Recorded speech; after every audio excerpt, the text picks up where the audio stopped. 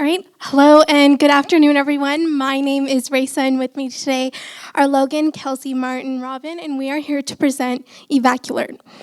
Meet the Davis family. Dad and the kids have just stepped out of the house, leaving Mom at home with no vehicle. Mom has limited mobility. There's currently a forest fire spreading in their town, and they've just received news that it's time to evacuate.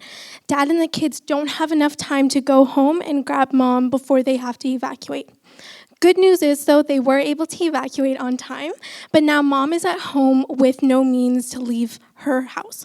Emergency responders will take a while to figure out that she's at home and needs help, and will take even longer to get to her. So our solution solves this problem. Citizens will be able to download an app on their phone that connects them to emergency responders in situations like this. They'll be able to indicate they are safe or require immediate assistance. They'll be able to communicate with emergency services real time, letting them know exactly where they are in a building. And they'll be able to receive post-evacuation support in the form of financial assistance opportunities as well as shelter information. So this portion of the app shows where individuals can create a profile for both themselves and their family.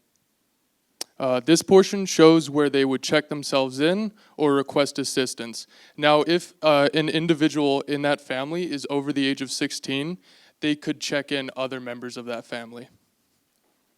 So this map shows what a first responder would see or what an administrator would see, with green being marked safe and accounted for, yellow being partially accounted for, and red being unaccounted for or in need of assistance. So our customer segment would be North American municipal governments, with our early adopters being more specifically those same municipal governments in smaller rural communities in Alberta and BC with a population of 10,000 or less people. Traditionally speaking, these groups are at a higher risk for natural disasters due to their isolation. A town called Williams Lake actually had a wildfire last year that cost them roughly $100 million. We have received validation from numerous members of the emergency services industry. These members have expressed the need for this type of service, explaining that other current solutions such as Fulcrum and Harmony only provide shelter information and statistics after the evacuation. Rodney Schmidt has confirmed our revenue model, stating that this type of service will save money and resources during an emergency situation. We also spoke to the mayor of High Level regarding her opinion on our problem and solution. As you can see, she sees a need for this type of product in communities like hers. So our revenue model follows a business-to-consumer approach. During the first year, we don't expect to make any revenue as we're incorporating our company and developing the app, but would be selling to municipalities using a user fee revenue model. The cost would be $30 per household of less than 5 members and increase to $50 per household of 5 or more members. And these prices were suggested and verified to us by experts in the field. And after 2 years, we expect to have 20,000 customers or households as customers and revenues of $600,000. Our unfair advantage is that we plan to be the first mover in this particular field. We've also established connections to individuals in emergency services who would be able to help us get our service to market, and we have the potential to copyright the code. Now the Davis family is reunited, and we can reduce the devastating impact the wildfires have on our communities. Our ask to you is $198,500 to cover startup costs and incorporating our company. Thank you.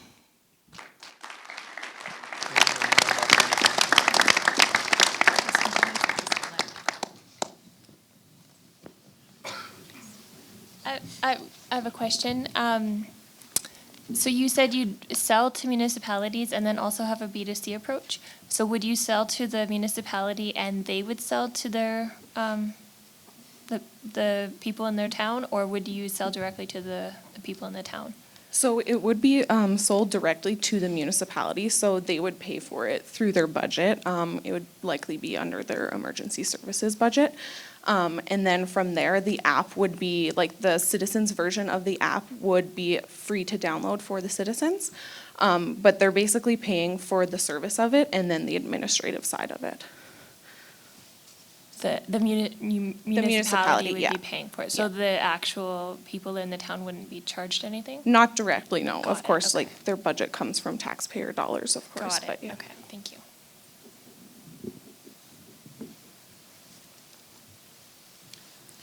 So what would the cost be for a small town of, I don't know, 5,000? What would the cost be for your average small town, and how does that compare with current solutions? So the other solutions, as we mentioned, are Fulcrum and Harmony.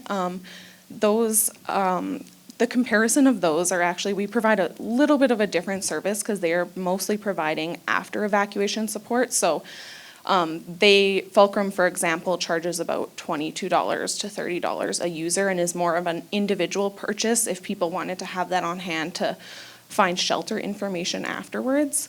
I think when we did the math, it was under 10 grand for the municipality of about, we calculated it for high level, the mayor that we spoke to, and that town has just less than 4,000 people. What would be your strategy to get people to adopt it at the individual level? Like, how do you get people in said town to know about this app and decide to put it on their phone when this might be something that you're just going to react to when there is a fire, right? You might be trying to find your dog and your cats and, oh, I got to download my app. Like, how do you get out in advance of that? Right, so our early customer target, as we mentioned, would be smaller towns that are at a higher risk for natural disasters. So some of them may have even gone through this in the past, so that would be kind of a push for them. But in general, after the municipality purchases it and it is inputted into their emergency evacuation plan, it would kind of be up to that town to kind of distribute the word to their citizens. We also had a plan in place because, of course, there will be citizens that choose not to download it or refuse to download it, or there are even citizens during evacuations that refuse to evacuate. So in that case, any household on the map that isn't registered would automatically just be as a red household.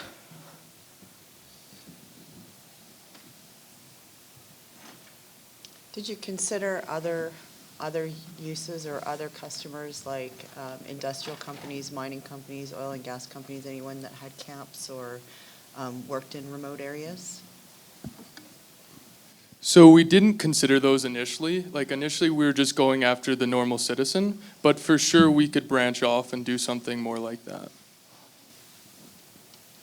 Sorry, go ahead. Given that there are some security providers for individual homes, how do you kind of offset the cost of an individual who can contact a fire department, police department from a touch of a button in their house, you know, if they're in distress versus the product that you're offering?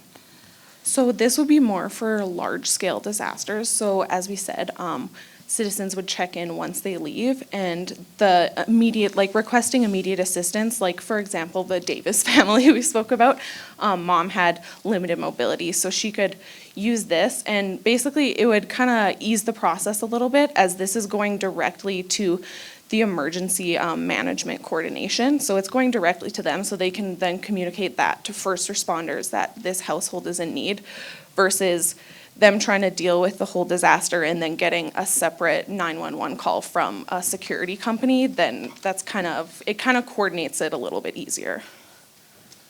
Have you considered the actual cost of, you know, that graphic that you showed of the map with the X's and the check marks? So basically kind of overlaying the digital mapping of every location that you sell to and then incorporating all of that. Have you kind of considered that cost? Yeah, so our plan for that, most municipalities have a geographical information mapping system in place already within their evacuation or disaster plan. So our plan was, you know, upon consulting with a municipality and through the purchasing process, we would integrate it to their mapping system. So we'd kind of meld our service with their current mapping system to ease it, of course, for their management. So that was part of our cost.